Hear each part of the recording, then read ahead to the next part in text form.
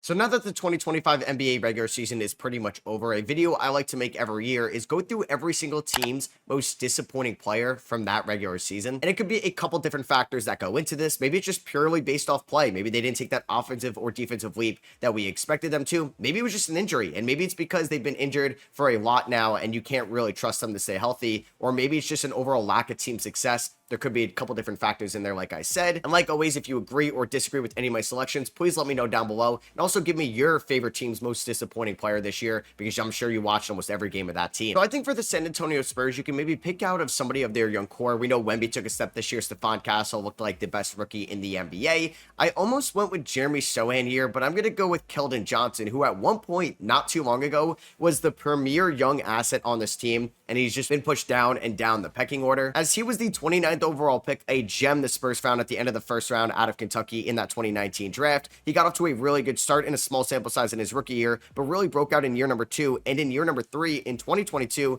was good enough where he was rewarded a big contract by the San Antonio Spurs with that rookie extension, making around $19 million a year. But ever since they drafted Wemby and Devin Vassell and now Sochan and Stephon Castle, it does feel like Keldon Johnson is now just more so a trade asset on this team in the long term. I would say his season this year was a little bit better last year, but he hasn't really captured that 40% three-point shooting that we saw in 2022, when he's arguably getting better looks now that the defense is so focused on Victor Wembanyama. I could have went with Jeremy Sochan, like I said, because I don't know if he's taking that step forward, and if the Spurs land a top pick in the draft, he's also going to get pushed down their future plans as well, and what's his fit on this team long term. So Spurs fans, you can let me know. For the Houston Rockets, I also almost went with Reed Sheppard, because I think he had a lot of hype from the summer league and going into this year's season, and there was a lack of playing time, so you could definitely mention him. I'm going to talk about Cam Whitmore, though, who's around the same age as Reed Sheppard and had such a productive rookie year for the Rockets as a traditional scorer. At 6'7", 232 pounds, he was able to get to the rim. He shot 36% from three. He could also finish at the mid-range as well. I know he was not much of a playmaker, but looked like he could be a legitimate scoring piece for the Rockets off the bench in 2025 and onwards, and everything took a step back this year. The minutes and playing time were down. He spent some time in the G League. The efficiency was down, and really didn't get comfortable out there because of an inconsistent amount of playing time, because the Rockets were a lot better in 2025 than they were in 2024. And Whitmore really exceeded expectations in his rookie year. Like I said, he's still just 20 years old. He's incredibly young, but I think we thought he could take a little bit more of a stride here in year number 2. And with the Men Thompson being like the best asset on this team, and Şengün and Green, and then you're going to have Sheppard next year, a lottery pick from the Suns, Tari Eason, I'm not really sure if Whitmore is going to be able to get his shots up in year 3, or at least not in Houston if he's not traded this offseason. Okay, so for every single team, I would have a player, and you could talk about some players for the Dallas Mavericks, but I'm going to go with just ownership and the GM and the ineptitude of the Dallas Mavericks this year at the trade deadline. Yeah, you could talk about Nico Harrison, who ran the show for this team. Not only traded away Quentin Grimes for Caleb Martin, traded away Luka Doncic for Anthony Davis, and pretty much mortgaged this team's future for a win-now roster that pretty much only got one game healthy. Anthony Davis gets hurt with the abdominal injury against the Rockets. Kyrie Irving, playing some of the best basketball of his career, tears his ACL. We never see this team at full strength, so Nico Harrison rolled the dice, and it's not paying off right now whatsoever. You can also maybe put this on Mark Cuban for selling this to the Adelson family, who also approved of that, or maybe Patrick Dumont, the son-in-law of the Adelson family, who helped co-sign this trade as well. And for the Dallas Mavericks, the future was so bright, you ended up making it to the NBA Finals in 2024. You have Luka Doncic, a global icon, 25 years old, and ran back the same roster. You add Klay Thompson, and you add Najee Marshall, and this team now looks so much worse off than it did a year ago. And I'm sorry, Mavs fans, for bringing this up again, but it's got to be, Nico Harrison, who had such a good 2024 trade deadline. And I'm sure Mavericks fans were pretty on board with what he was building around Luka Doncic, getting Daniel Gafford, getting PJ Washington, trading down to get Derek Lively in that 2023 draft to get off of the Davis Bertans contract as well. He made some really good moves over the last calendar year, but he basically threw that all away by trading away Luka Doncic. And AD is great. Like, don't get me wrong. He's fantastic. You couldn't get Austin Reeves in that trade as well. And who knows if AD can stay healthy in his first full year in Dallas next year. So yeah, got to go with Nico Harrison and the Mavericks front office, and Mark Cuban as well. All disappointments all around. The Pelicans, it's tough. I think I'm going to have to go with an injured player this year, because you could talk about Zion Williamson, and honestly, I would be okay with that because he only played 30 games this year, was injured yet again, but looked so good when he was out there. I'm going to go with DeJounte Murray, actually, who unfortunately got hurt in his first game with the Pelicans, comes back around 30 games later, and then tears his Achilles, which is just a shame because DeJounte Murray is making big-time money for this team over the next few years as their starting point guard. He's owed $30 million each of the next 3 years. He's not getting any younger either, as he's going to be 29 years old the next time he steps on the floor, and it also hurts a little bit more to see Dyson Daniels balling out over there in Atlanta. And even the games DeJounte Murray played in, he shot 39% from the field, 29% from three. The Pelicans weren't winning games, but honestly, you could just go with a bunch of different Pelicans that got hurt this year. That could be Zion, Herb Jones, or even Trey Murphy, who did miss some time as well, or Brandon Ingram, or David Griffin for just trading Brandon Ingram way too late. And for the Memphis Grizzlies, it's going to be a similar reason to the Houston Rockets' most disappointing player in Cam Whitmore. I'm going to go with G.G. Jackson. Now, if Marcus Smart was on this team, I definitely was going to go with him. That's going to be a theme here. Could have went with a lot of players, but then they were end up traded at the deadline. But G.G. Jackson had so much promise as a rookie for this team and really took advantage of the increase in playing time and opportunity with all the injuries the Grizzlies had in 2024, where he shot 43% from the field,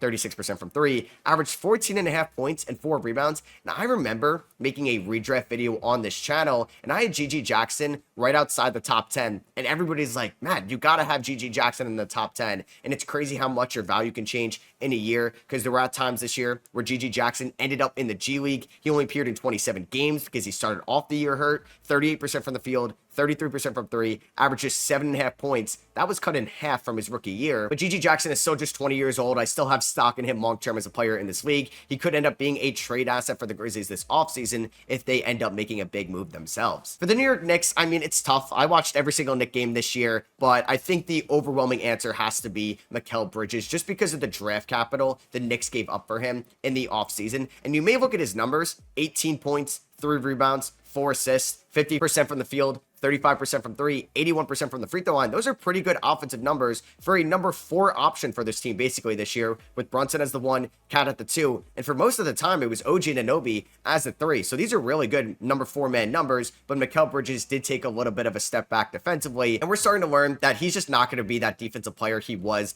in Phoenix in that 2022 season anymore. But I do think Mikal Bridges had a good year for the Knicks. He's one of the best mid-range fadeaway jumpers in the NBA. He's still just 28 years old. He's going to need a new contract extension in the offseason, but I think it's just a disappointment with him and OG not being as effective as a wing duo, especially not even beating the Boston Celtics once this year when they constructed this roster to have the best chance against Boston. Maybe that changes in the playoffs, but 6 first-round picks for Mikal Bridges hasn't really aged the best. I'm going to go with the surprising pick here for the Brooklyn Nets. I mean, you could also just talk about this team as a whole winning too many games this year, but I feel like not a lot of players had high expectations. I'm actually going to go with Cam Thomas, who only played 25 games this year, unfortunately, for the Brooklyn Nets. He dealt with a hamstring injury all year long, and I think he's going to put Sean Marks in an interesting position where Cam Thomas has been a very effective scorer in games where he plays a decent amount of minutes in. 24 points, 3 rebounds, 4 assists this year, shot 44% from the field, 35% from three, 88% from the free throw line, still just 23 years old. And I do think he can keep you in games offensively, but he's not the best playmaker in the world, although he did take strides this year. He's not a great defender. And like I said, I think he put Sean Marks in a tough position, because what if Cam Thomas and his agent goes to the Nets front office and asks for $100 million in restricted free agency? How do you feel about that going forward? I think they could have either moved Cam Thomas or hope that he could show a little bit more this year to convince Sean Marks to give him 9 figures going forward. I also thought about Derek Whitehead for the Nets as well, a recent first-round pick that hasn't really worked out in the NBA. For the Toronto Raptors, I'm actually going to go with Scotty Barnes. Not too long ago, I ranked him 47th going into this season on this channel, and I don't think I was far off this year, as Scotty Barnes took a little bit of a step back offensively, as he ended up shooting 34% from 3 last year in his breakout year 3 where he was an all-star. That dropped to 26% from 3 this year. The field goal percentage dropped, the free throw percentage dropped, the points, rebounds, assists all dropped, which makes sense in the counting stats though, because he was playing with RJ Barrett and Emmanuel Quickley for a longer period of time over there in Toronto. And I will also give the benefit of the doubt to Scotty Barnes as well. He was dealing with some injuries this year, and I still think he's a very impactful defender. I think Raptors fans and that organization thought this year he could really take strides, carry this team to maybe a top 6 spot in the Eastern Conference, like we saw with Powell last year or Cade Cunningham this year, and could prove that he could be a number 1 option on a title team. But I don't think from what we saw this year with the shot creation and the downhill playmaking of Scotty Barnes that he could be a number 1 in the long term. I think he's going to bounce back next year. I'll say it right now. I'm going to have him ranked higher than 47 going into next year, but I do think Scotty Barnes had high expectations. He didn't live up to those, so he's making the most disappointing player list. The Boston Celtics, it's also really tough. You could definitely go with Drew Holiday, but I think think for his role in Boston, we kind of expected this and he got better throughout the course of the year. I'm actually going to go with the reigning finals MVP, Jaylen Brown. Yeah, because Jaylen Brown won that finals MVP. He was off that supermax. I think he had high expectations going into his age 28 season, year number 9 in the NBA, where he could show that it's a 1A, 1B situation in Boston. But no, it's clearly Tatum's number 1 and Jaylen Brown is number 2. He got snubbed from the Olympics team. I thought he could have played with a little bit of aggression because of that, but he averaged 22 points this year, which is down from last year where he averaged 23 and was an all-star. He was not a good three-point shooter whatsoever this year, 32% from 3, and he had the lowest field goal percentage since his rookie year back in 2017. And if you remember Jaylen Brown as a rookie, it was tough for him to score the basketball at times. He's still a really good defender. I just think when you're making the Supermax and you just won one of the more prestigious trophies, finals MVP, and you don't live up to those expectations, you're going to be a disappointing player just by default. Oh man, where do I go for the Philadelphia 76ers? Everybody? I'm not going to go with Joel Embiid. I am actually going to go with Paul George because Embiid was banged up a little bit more than Paul George. And while Embiid is definitely disappointing, Paul George was also more so disappointing because of his play and not because of the injuries, because he's also making $50 million a year. Yep, Paul George is basically averaging career lows since the 2012 season, which was his sophomore year for the Pacers, and he was a 21-year-old. He averaged 16 points per game, which is a 6-point drop-off from last year, which also isn't surprising going from a number 1, number 2 scoring option in LA to maybe a number 3 scoring option in Philly, but he played a lot without Maxey or Joel Embiid this season, and he really could not be that effective wing scorer, that 3-level scorer we saw over the last 5 years in Los Angeles. He also averaged 4 assists, 5 rebounds, shot 43% from the field, 35% from 3. It looks like he took a step back defensively. He wasn't as aggressive getting downhill and finishing at the rim. The lowest free throw attempts of his career since his rookie season back in 2011. Yeah, he's going to be 35 years old very soon. I'm not sure if Paul George is ever going to revert back to what we saw in OKC or Los Angeles for the Philadelphia 76ers on most likely the final contract of his career. For the Utah Jazz, I thought about bringing up Cody Williams because I do think he was one of the worst rookies this year, but he was more of a developmental pick at number 10. I'm going to go with Lauri Markkanen. There were talks that the Jazz could have traded Lauri Markkanen all offseason long. We know that the Spurs were interested, the Raptors were interested, and the Golden State Warriors were very interested and even offered them Jonathan Kuminga and 2 first-round picks at the time. And it's funny how that rumor trade has aged over the course of the year because when Podziemski was playing really bad at the start of the year, everybody was like, the Warriors should have did that. And now Pods is playing really well, and they're like, maybe they shouldn't have done that. But Markkanen averaged career lows in Utah after being a top 30 player in the NBA in 23 for the Jazz and 24, where he averaged around 24.5 points a night. That dropped to 19 points per game, the lowest since his 2022 season with the Cleveland Cavaliers. The field goal percentage dropped to 42%, which is actually the lowest of his career, 34% from 3, which is also the lowest of his career. And I know it wasn't really a winning environment in Utah, and that could really affect your motivation and your will to just go out there and perform. But Markkanen was rewarded with that max contract. He's 27 years old, and if you're going to be paying him top tier money, around 25-30% of your team's total cap space, you need better production than what he did in 2025. Speaking of players not living up to their production in 2025 based off what they're getting paid, Jeremy Grant of the Portland Trailblazers. A couple different guys you could have went with Portland here. You could have definitely talked about Scoot Henderson for the first half of the year, but he got better in the second half, which is nice to see. You could talk about DeAndre Ayton, Robert Williams, but yeah, I'm going to talk about Jeremy Grant, who shot 37% from the field this year, averaged 14 points, 3.5 rebounds, and 2 assists a night, and he's going to be making over $30 million each of the next 3 years. And I would even say he was a top 5 most impactful player at times this year for the Portland Trailblazers when you're talking about Toumani Camara, Deni Avdija, Anthony Simons, Shaedon Sharpe, Scoot, and Donovan Clingan, because Grant was way too inconsistent for somebody making $30 million. He's also 31 years old as well, and if he takes a little bit of a loss defensively, he's really going to not have that much value as an offensive player in this league, and he may not even start for the Blazers on opening night next year when he's making over 20% of the team's trouble here, because I feel like at the end of the day, everybody got their numbers. Jamal Murray got off to a slow start, same with Aaron Gordon, but at the end of the day, they were still productive in their roles this season, maybe not for how much they're getting paid. Christian Brown stepped up. Even Russ stepped up for how little he was making this year with the ups and the downs. So I'm actually going to go with Dario Saric, who was making $5.1 million this year for the Denver Nuggets and has a $5.5 million player option next year at 31 years old. There were so many better free agents on the open market they could have signed. What if they ended up with somebody like a Gershon Yabusele instead of a Dario Saric in this role for the Denver Nuggets? They also didn't really have the best backup big play behind Nikola Jokic this year. And Saric appeared in 16 games, 3.5 points, 36% from the field, 26% from 3. He's not getting any better at 31 years old. He's pretty much a negative value player when he's out there, and he's going to be making $5 million for a team over the first apron in 2026. It's a pretty big disappointment. Not a great move by Calvin Booth, and obviously it's showing its effects a year later that Booth is no longer there. I really had no idea who to pick for the OKC Thunder. They were the best team in the NBA throughout the course of the season. Everybody was good for this team. They're going to have multiple guys on an all-defensive team. Jalen Williams may make an all-NBA team. Shea is most likely going to win MVP. They've had an elite coach, an elite front office. The only thing I can maybe squeeze out here is either Ousmane Dieng not really making an effect as a former lottery pick this year, or Alex Caruso, who was kind of negative as an offensive player throughout the first half of the year. Now he's going to end the season off on a strong note, shooting the ball, where he's going to average around 43% from the field, 34% from three, and 7 points and 3 rebounds. Now he's been an elite defender, and he could end up on an all-defensive team this year if he met that 65-game criteria. I just think with that extension they gave him as well, and his numbers were never going to reflect what they were in Chicago because of his new role in OKC. Maybe that contract doesn't age the best, where he's making $22 million in the year 2029 as almost a 36-year-old, but I think I'm really grasping at straws here for the OKC Thunder. For the Minnesota Timberwolves, there's a couple guys you could talk about. There was a stint for Jaden McDaniels that I think kind of saved his season offensively. Mike Conley looks like he was aging a little bit. I'm actually going to go with Julius Randle, who I don't think really stepped up as a number 2 next to Anthony Edwards. He was a main player coming back in the Karl-Anthony Towns trade. He did play over 65 games this year, coming off that season-ending shoulder injury for the Knicks in 2024. He averaged 18.5 points, 7 rebounds, 5 assists, 47% from the field, and 33% from three. But I don't think he was consistent enough where the Timberwolves are going to look to extend him in the long term. And they're going to be at a crossroads with him this offseason as well with that player option. And they're a second apron team right now. We know they were eyeing Kevin Durant at the deadline. I don't think Randall is going to be on this team next year. And I think his play this year showed that. And if he has another bad playoff run like he did with the Knicks in 2021 or 2023, he is definitely going to be off this team next year. You could also talk about Rudy Gobert, who maybe took a little bit of a step back defensively, but I still think is an elite player defensively at that position. Not a lot of players that were really flat out disappointing this year for the Atlanta Hawks. Like Reece Shea showed a lot of flashes in his rookie year. Dyson Daniels was a breakout star this year.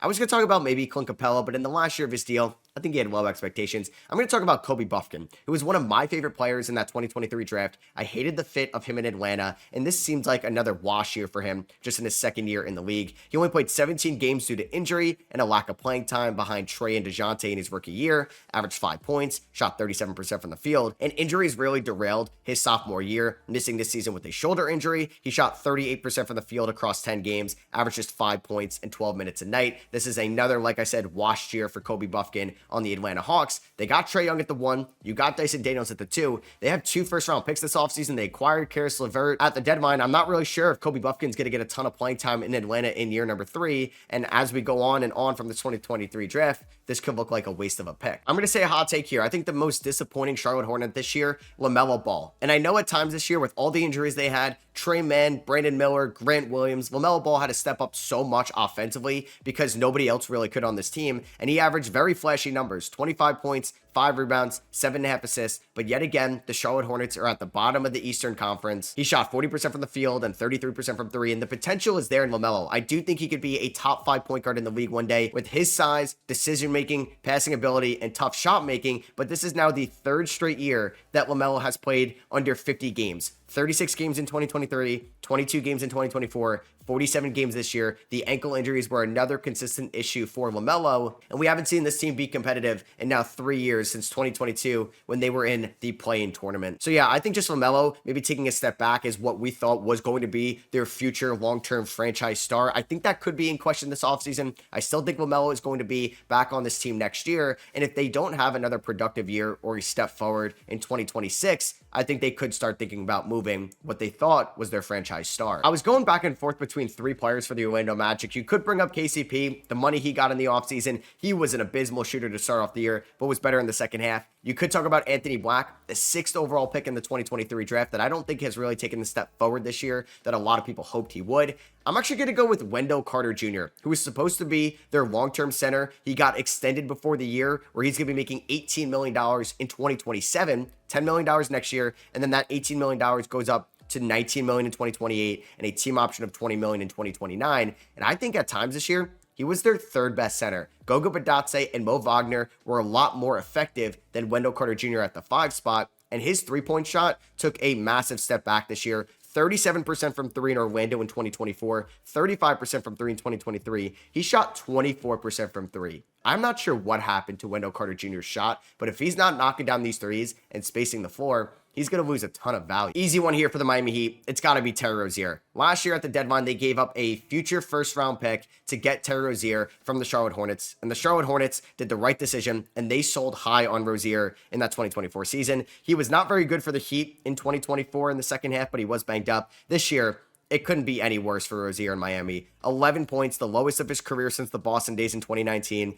39% from the field, the lowest since 2019. 30% from three, and he did not play good defense whatsoever. He was even in a betting scandal as well, and he's on the books for $25 million in 2026. I know it's just a one-year deal, so it can't really be the worst contract in the NBA, but your pure value and production, based off the amount of money you're making, it can't get much worse than this. For the Washington Wizards, they're a team that didn't have a lot of expectations going into the year. They had a lot of rookies, and this definitely would have been Kyle Kuzma if they didn't trade him away at the deadline. I almost went with Bilal Coulibaly, but I think that would have been a little bit unfair to him. I know with the efficiency dropping. I'm going to talk about Malcolm Brogdon, who they got back in the Denny Avdia trade, along with the 14th pick, Bob Carrington, who's been great. They got a future first rounder, but they got Brogdon back to hopefully flip him for something or be a good veteran point guard for them, and they were able to do neither. He played 24 games this year for the Washington Wizards. Marcus Smart looks like a way better leader and veteran for this team going forward, and Brogdon, making $22.5 million, was really tough to shop at the deadline. I'm surprised he didn't get bought out by this team, but maybe they think they could re-sign Brogdon in the offseason. But I feel like over the last few years, since winning 6th Man of the Year for his first year in Boston in 2023, Brogdon's value has definitely been cratering, and I'm not sure he's going to be the player he was in that 2023 season with the Celtics. For the LA Lakers, I'm going to go with Jared Vanderbilt, who they acquired at the 2023 trade deadline,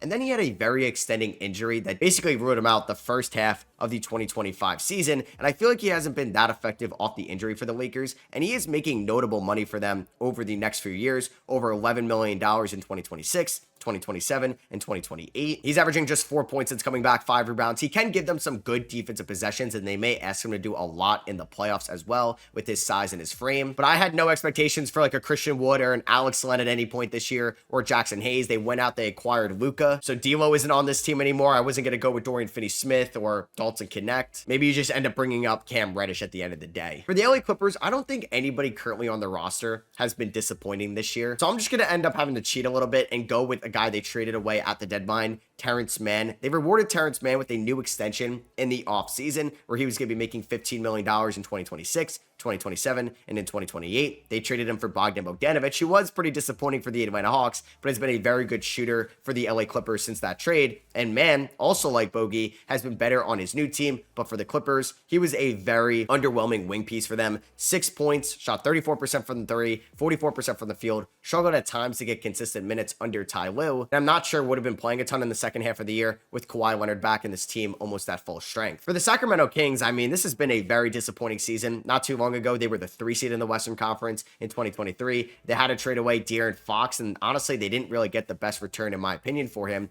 I'm going to talk about Kevin Huerter, though, who's probably the reason why they are not going to have their first round pick in the 2025 draft. And he's not even on their team anymore. So yeah, they did trade Kevin Huerter at the deadline in the De'Aaron Fox deal. So they're off the books with his money right now. But yeah, they gave up a lottery-protected first-round pick for Kevin Huerter back in that 2022 offseason. They didn't make the playoffs in 2024, so they were able to select Devin Carter, but now their pick is top 12 protected, and there's a very high probability that they are going to land with the 13th pick or the 14th pick. They're going to have a disappointing season. They traded away their franchise star, and they're not even going to have a first-round pick in the 2025 draft. In hindsight, they should have made that pick protected in 2023 when they made the playoffs, but Huerter this year was not a good king before the trade. He shot 41% from the field and 30% from three, as they really bought him at his highest value in 2022. He was good for them in 2023, but unfortunately 2024 wasn't great, and there's a reason why he's not on this team anymore. Easy Phoenix Sun here. It's got to be Bradley Beal, somebody that's making over 30% of this team's total cap space, and he's just not the third option they need right now. Another year where Bradley Beal was banged up. He hasn't played over 60 games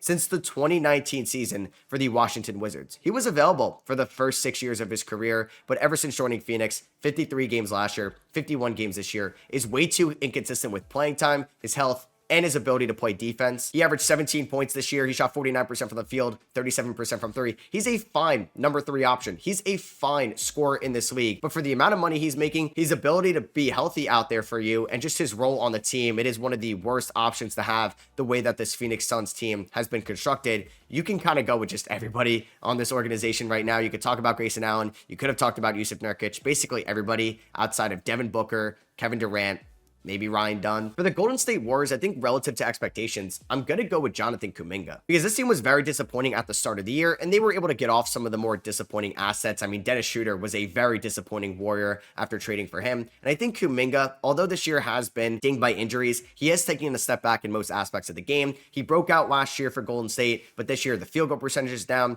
3-point numbers are down, free throw numbers are down, points, rebounds, and assists. And I know it's a smaller sample size because he was banged up this year with that ankle injury. I just think similar to what I was talking about with Cam Thomas before, his season has made a very tough decision coming up for Mike Dunleavy in the Warriors front office. Do you commit $100 million to Jonathan Kuminga, the 22-year-old, or do you maybe test the trade market? For the Indiana Pacers, I'm going to go with a 2023 first-round pick, and I almost went with Jarris Walker because I don't think he took the strides that maybe they hoped here in year number 2, but the playing time was inconsistent yet again, and he's behind OB and Pascal Siakam.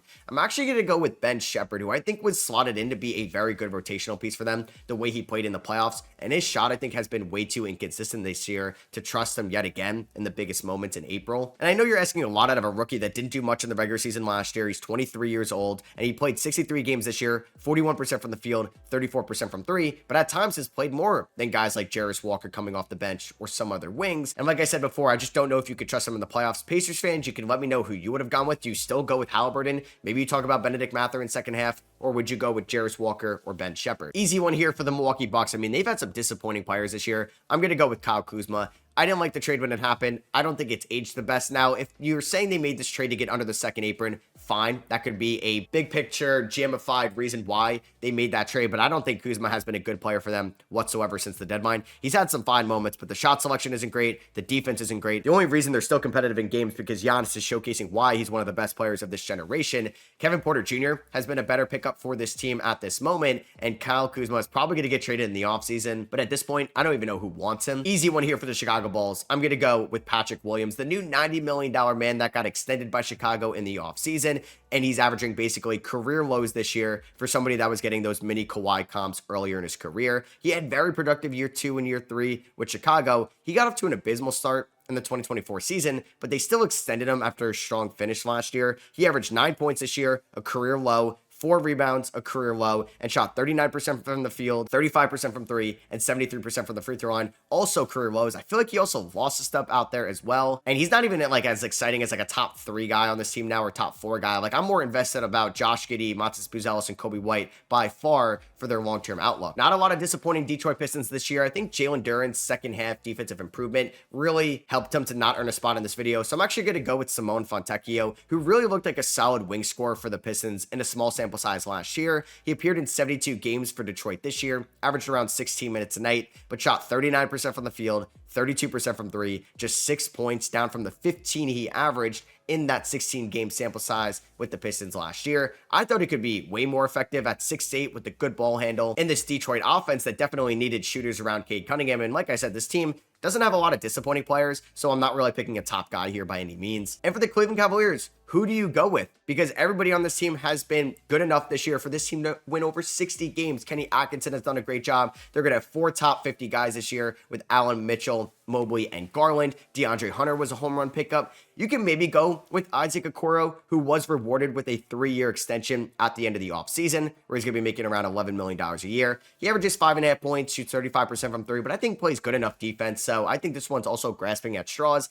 I do think he's going to get traded, though, in the offseason because they're going to run into some first apron restrictions very soon. So that's going to be for me. I hope you guys did enjoy. This is me talking about every team's most disappointing player for the 2025 season. Let me know what you agree with or disagree with down below. If you guys did enjoy it, appreciate you dropping a thumbs up and hit that subscribe button for more NBA content all playoffs long. And I'll catch you guys in the next one. Peace.